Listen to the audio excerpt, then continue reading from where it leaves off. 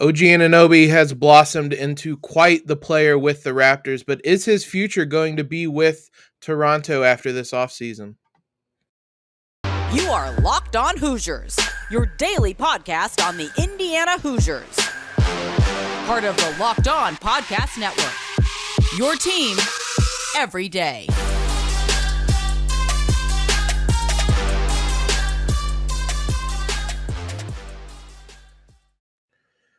Welcome back, everybody, to another episode of Locked On Hoosiers, your daily source for IU athletics news. Thank you guys for making Locked On Hoosiers your first listen every day. Today's episode is brought to you by Bet Online. Bet Online has you covered this season with more props, odds, and lines than ever before. Bet Online, where the game starts. OG Anunoby was a fan favorite in Bloomington and went on to the NBA and has had quite the fun career. Wanted to get more info about his performance this postseason, how he's developed in Toronto, and what the future holds for him. So I turned to the expert himself, Sean Woodley, host over at Locked On Raptors. And Sean, one of the first things I want to talk about, and you kind of mentioned it whenever I asked you about this. How much fun is it just having OG on the team?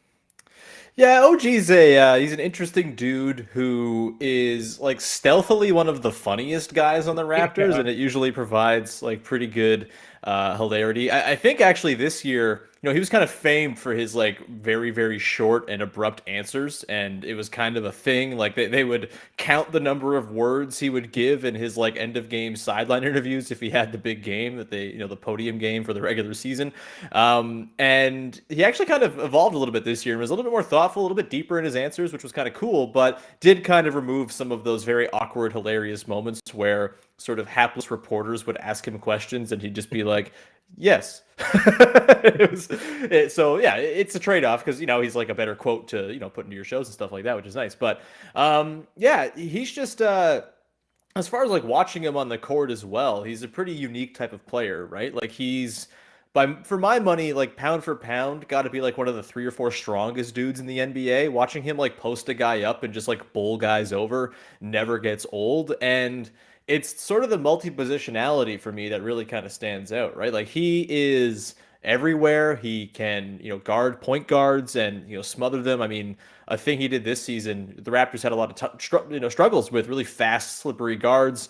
Fred VanVleet was kind of banged up in the back part of the season, which led to it. Scotty Barnes, really great off-ball defender, kind of plays too up close on small guards and got blown by a whole bunch. Same with Pascal Siakam. Gary Trent Jr. is his own special kind of defender, but it's not an on-ball defender, that's for sure. He just goes for steals, which is nice. But OG was just kind of the guy like, oh, Trae Young's going nuts. It's crunch time. We got to slow down Trae Young. OG, go guard him for a little bit. And without fail, I think there were 2 different games where OG completely shut down Trae. And there was one game in particular where he had 2 different blocks on OG, one on a 3, sorry, on Trae Young, one on a 3 and one on an attempted layup, like back-to-back possessions, which kind of speaks to what a monstrous defender he really is. And he's been robbed for all defense like 4 years running now, and I'm still very mad about it. Yeah, it's amazing to me that he hasn't made an all-defensive team. I think I know that I remember, or one of my fondest memories of him playing at IU, the tournament game against Kentucky, where he just completely shut out Jamal Murray and made his day just a struggle. I think to that point about OG kind of being one of the funniest guys at times, my 2 favorite OG kind of moments are just the random tweet he had. I think it was when he was on campus at IU still, where it was like, if your girlfriend says hey to me, that's our girlfriend now. And that one is incredible. And it like OG doesn't ever tweet. I think for a long time, I think he just stopped tweeting. I don't even know if it's still active anymore. And then just the Scarf Wars with Serge Ibaka. The Scarf odd. Yeah, that was incredible and hilarious to watch. I want to talk about the playoffs. They were short, unfortunately, for you guys, but what was his performance like? Because it seemed like he showed up in just about every game, save for that final one, obviously. Yeah, the last game was a bit rough. He had a rough shooting game in their game 4 win as well, but his defense was very good all throughout, and it was frustrating because in that series, the thing that kind of let the Raptors down was anytime they stopped treating James Harden like the old slow man he is, Yeah. it got dicey for them. And OG was like such an easy guy to just toss on to either Tyrese Maxey or James Harden and kind of allow yourself to work in single coverage, which allowed the Raptors to actually defend Joel Embiid more capably. It didn't leave wide open shooters and stuff like that. And so OG just solves a lot of problems, right? Like he's kind of the dude, if there's someone giving you an issue, which in this case it was Tyrese Maxey quite a bit, being able to play James Harden one-on-one was one thing, but then having OG there to kind of swallow up Maxey a little part of that series really did kind of swing things around. And then, for me on offense, he's had some like huge playoff moments in the past. Like he's been like people talk about 16 game players. OG is like very much like a playoff ready 16 game type player. And you go back to his rookie season against the Cavs in game 3 of the second round when the Raptors are making a big second half comeback. OG has like 18 points in that game. He hits a 3 to tie it with like 5 seconds left before I think LeBron did something where he threw it off the backboard. It's repressed from my memory, so I don't really talk about it anymore. But OG was fantastic there. He was awesome the round before that in 2018 against the Washington Wizards, where he like shut down both Bradley Beal and John Wall, just kind of taking turns ruining both of their days. And then, you have the catch and shoot 3 on the Taco Fall pass from Kyle Lowry over Taco Fall to save the Raptors in game 3 in the bubble against the Celtics as well. And this was really just a carryover of that for him in the postseason, where he was really efficient. He was 9 of 15 in game 1, 10 of 14 in game 2. He had 26 points in games 2 and 3 back to back. And the thing I love about OG is, there's always this sort of like, I don't know. He's been compared to a lot to a guy like Kawhi Leonard because of what Kawhi did in Toronto, and everyone's like, well, maybe he's the next one, and that seems kind of desperate, sad, hope more than anything else because Kawhi is a one-on-one type of dude. But the thing that I love about OG is that he is kind of the perfect embodiment of the role player, and I have never really needed to see more from OG. Like I know some people want to see the creation and stuff like that, and there are moments where it comes out, but to me, he's like a even more supercharged version at times, version of what Pascal Siakam was for the Raptors during their championship run, where he is so great at just kind of seeping into space off the ball, using the gravity of other guys to get himself good looks. He's such a great three-point shooter as well, way better than Pascal was back in 2019. And it just leads to him being the kind of guy that like every team needs. Every team wants an OG Anunoby, as I'm sure we're going to talk about later. But he's an everyman, and in sort of hoping for higher ambitions and hoping that he can sort of round himself into some kind of star player, I feel like a lot of Raptors fans even have kind of missed the fact that he is the exact type of player that every championship team needs to have on the floor. And like he's going to be on very good teams for a very long time. That's just the kind of guy he is between his defense and his sort of supplementary scoring. And I hope, at least in Toronto, now that Scotty Barnes is kind of in town, and it's like, oh, well, it's Scotty Barnes' job. He's going to be the number one guy. Pascal Siakam is an All-NBA guy again this year.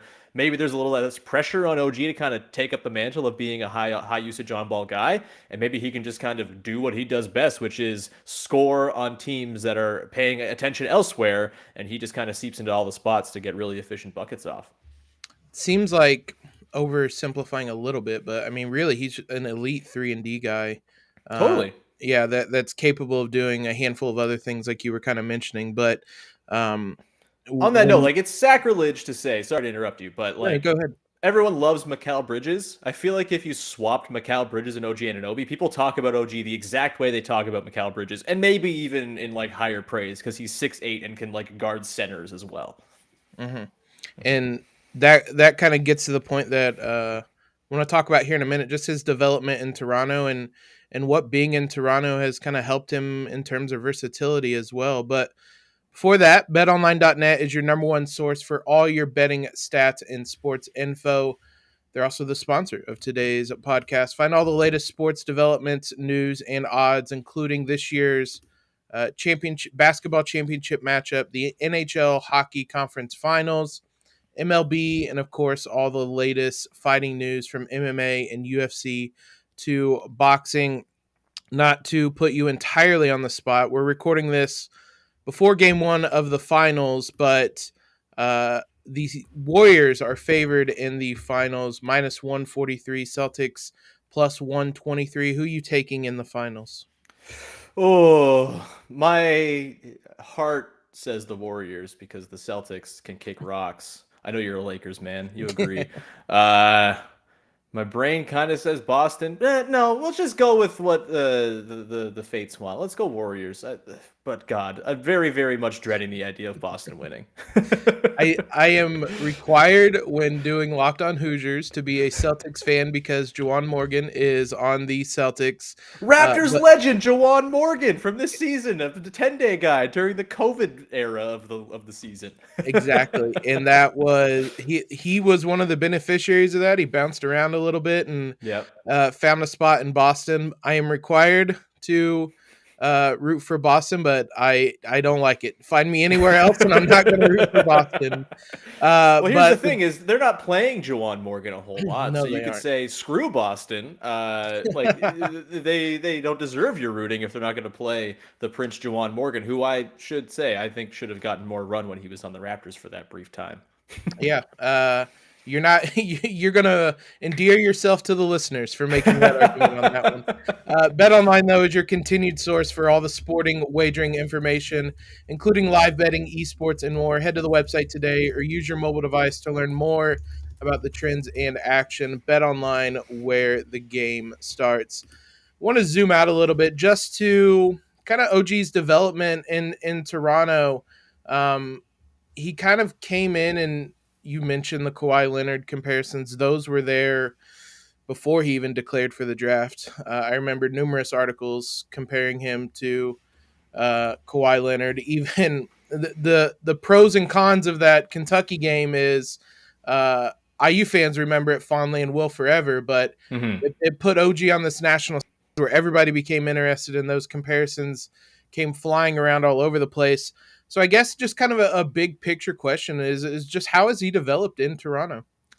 Yeah, I mean it's been a little bit stop and start for OG because of health reason, right? Like in his first season, I mean he became a starter within like 2 weeks and was like a very valuable.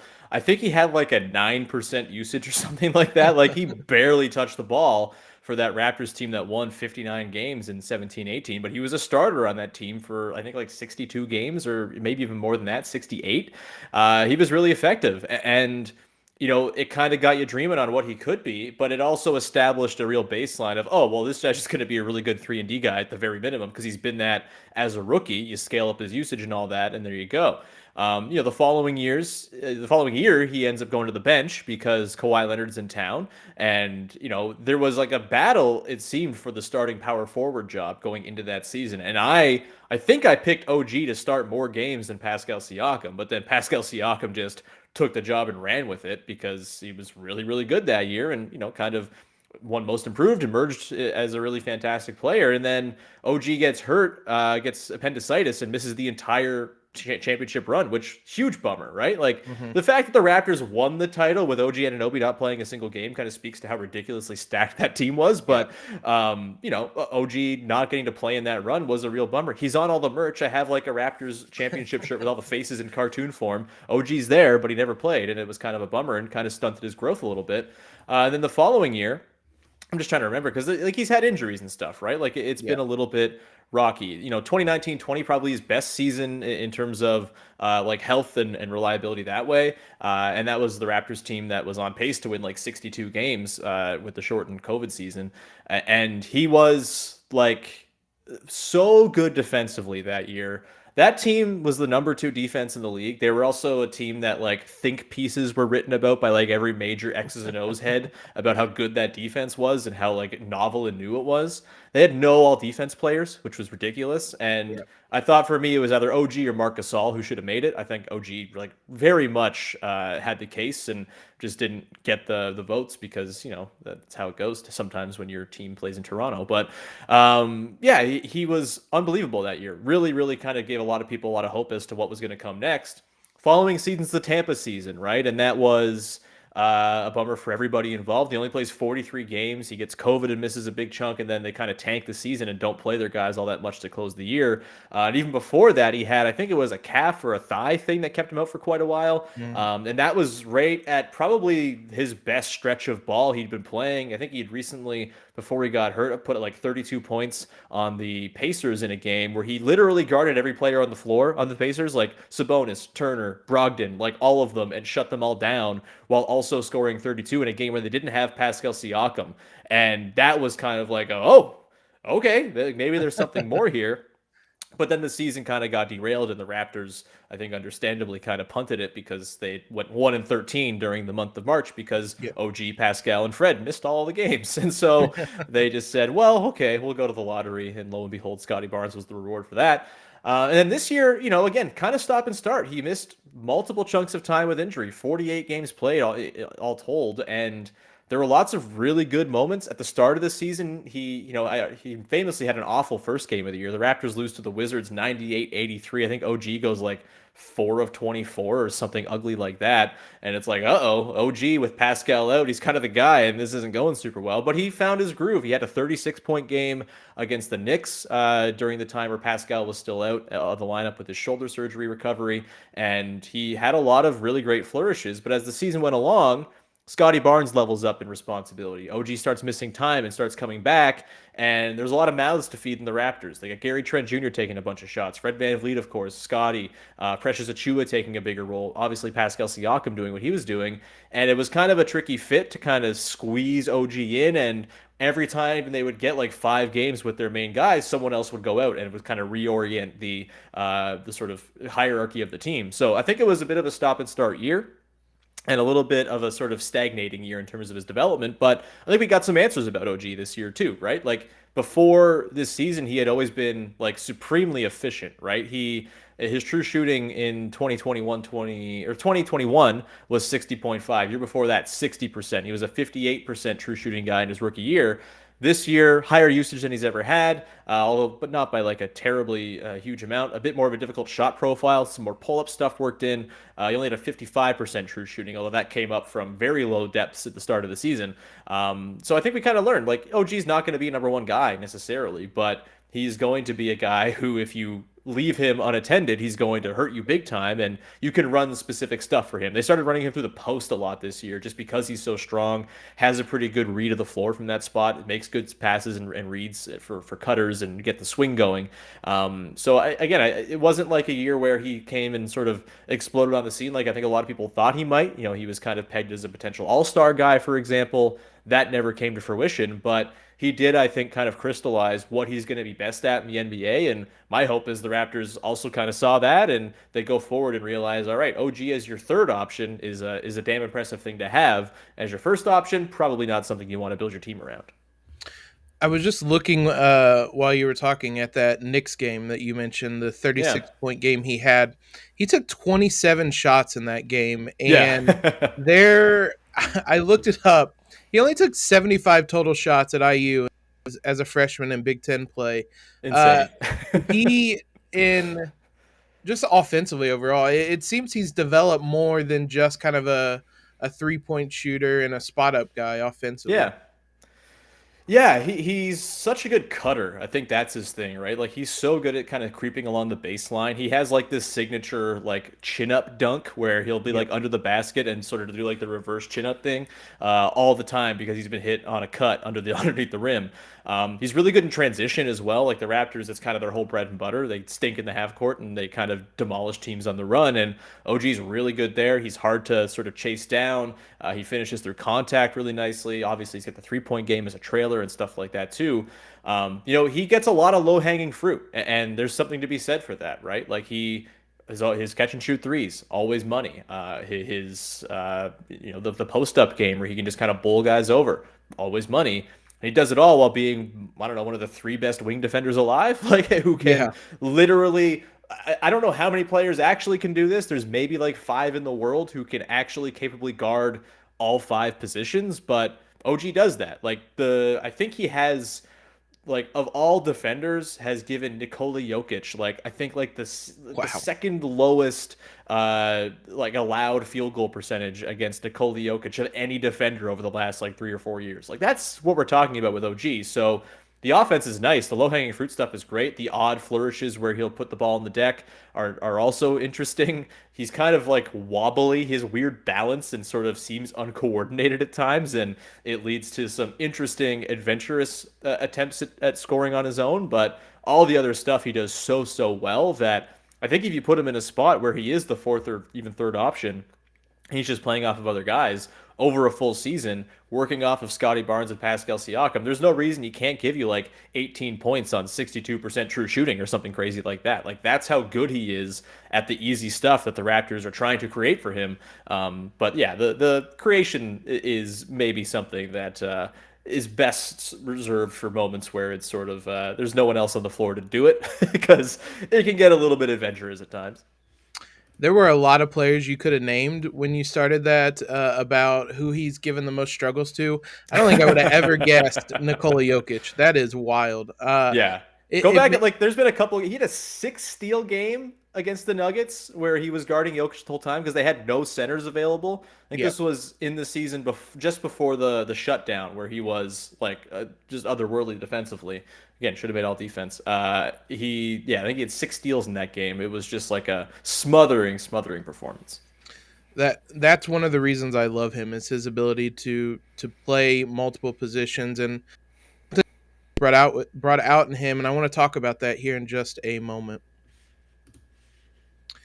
You could kind of see some of the versatility that was in store in Bloomington. He was still so raw that there wasn't a lot that there weren't a lot of different ways you could use him, but you Mhm. could see the archetype there. In Toronto, they have figured out how to use him in a lot of different ways, and that's kind of Toronto's MO is to get a bunch of 6'7", 6'8", 6'9" wing guys that can do a bit of everything.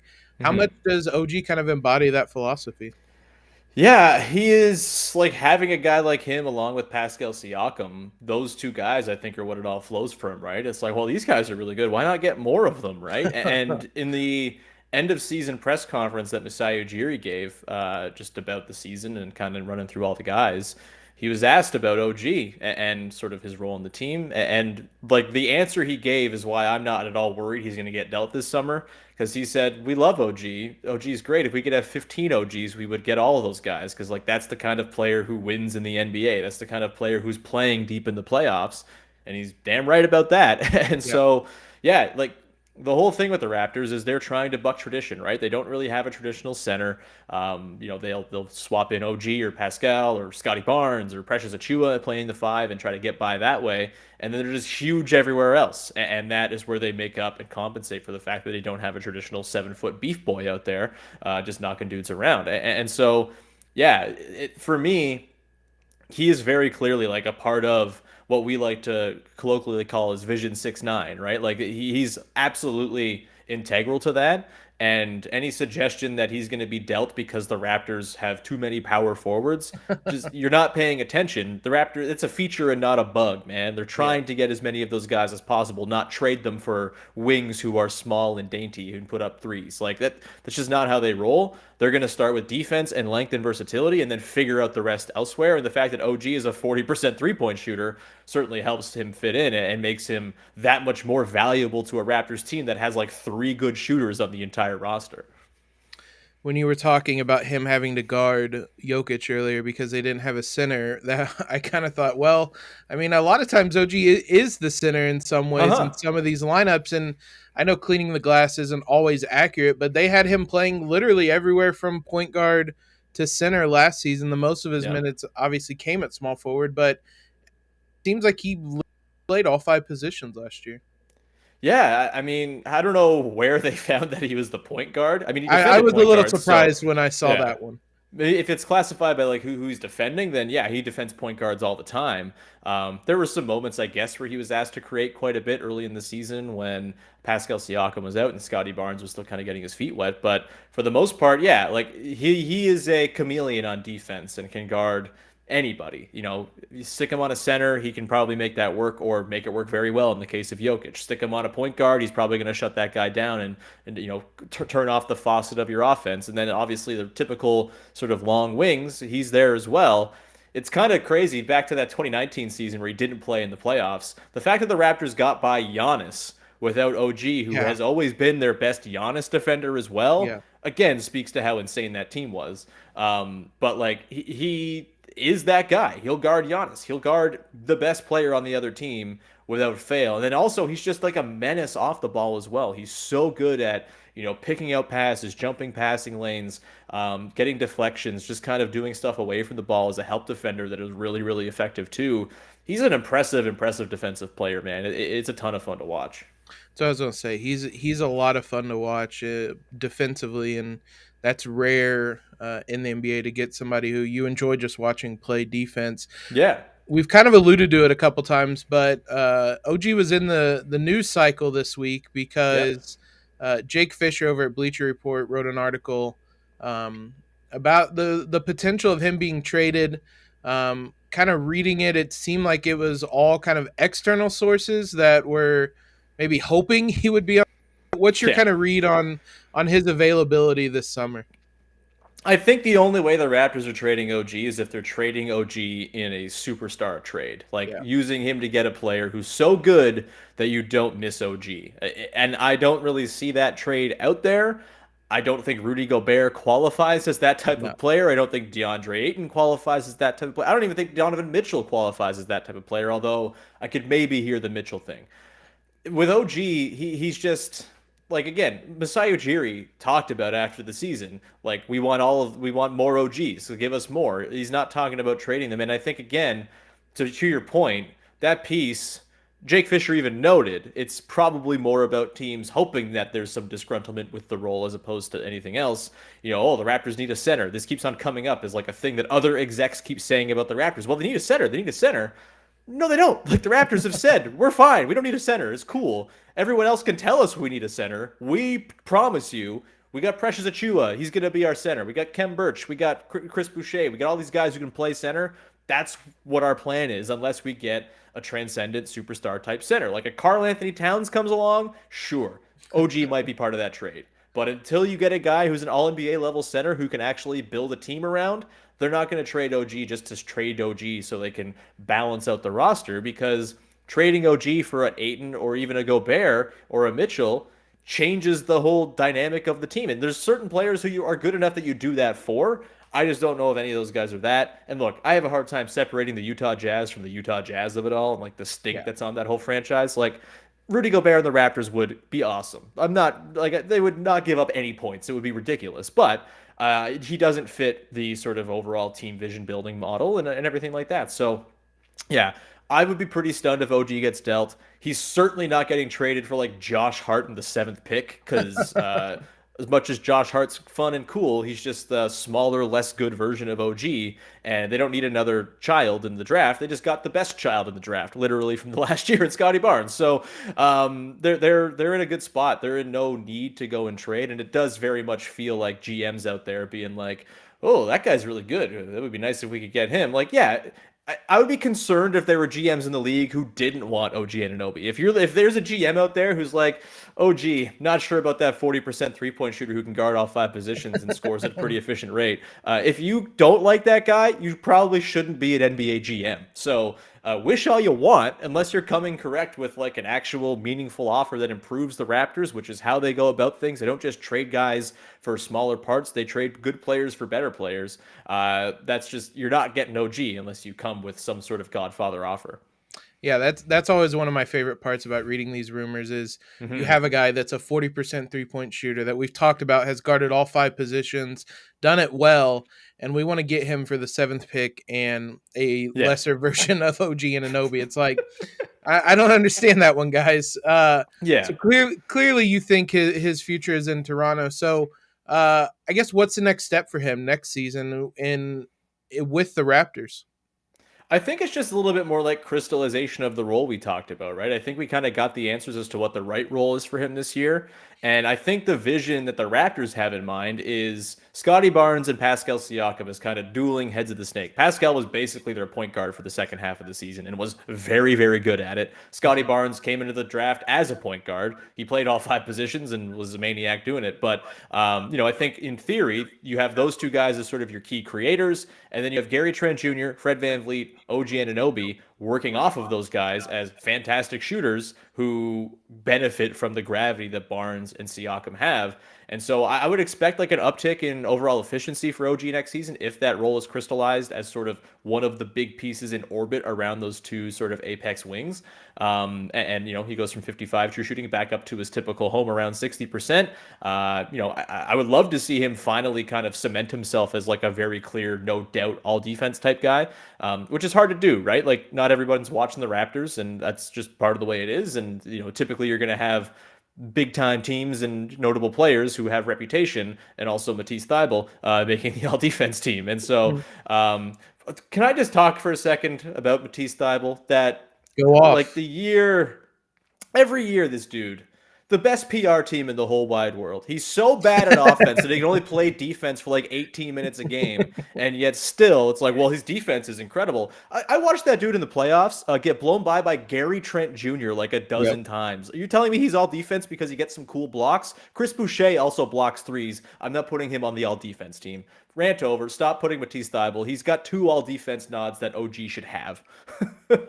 It was wild watching that series and like rationalizing that apparently OG wasn't the best defender in that series. Ridiculous. And especially like as a perimeter defender, that he wasn't the best guy out there. It was wild to see, but we love OG. I think one of the biggest things I think everybody wants, IU fans, Toronto fans, is just having him available and hopefully getting past those injury issues. Sean, I love this conversation. I appreciate you stopping by to talk all about OG. Let everybody know where they can find you in the Locked On Raptors pod. Yeah, it's nice. I feel like I'm among my people here. I'm preaching the case to the converted on OG. It's awesome. But yeah, you can find more OG propaganda over at Locked On Raptors every day on YouTube. Do some blogs over at raptorshq.com. And I don't know if there are any Indiana guys right now in the Canadian Elite Basketball League, but that is the pro league up here in Canada. I cover the league and I do play-by-play. I do a weekly show in a studio on the league as well. If there are any Indiana guys who pop up there, I'll be sure to give you a heads up, Jacob, because it's a fun league and you can watch it anywhere you want as well on the CEBL mobile app if you want more of my voice talking about basketball. That's where you can find it. Off the top of my head, I don't think there's anybody, but I'm not certain on that. But I will certainly take a look, and I'll be promoting that if there is. But appreciate you stopping by. We'll be back next week, guys, to do some more of these. We're going to talk about Victor Oladipo and Eric Gordon, hopefully as well next week. So now make your second listen, the Locked On NBA Big Board podcast. Rafael Barlow, Richard Stamen, Sam Ferris, Leif Thulin give fans an in-depth look into the bigger prospects, the latest player rankings, and of course, big boards. Follow Locked On NBA Big Board every day on the Odyssey app, YouTube, or wherever you guys get podcasts. Make sure you subscribe to our podcast while you're over there as well. Leave a quick rating and review. Also, make sure you guys have a terrific Friday and a terrific weekend in LEO.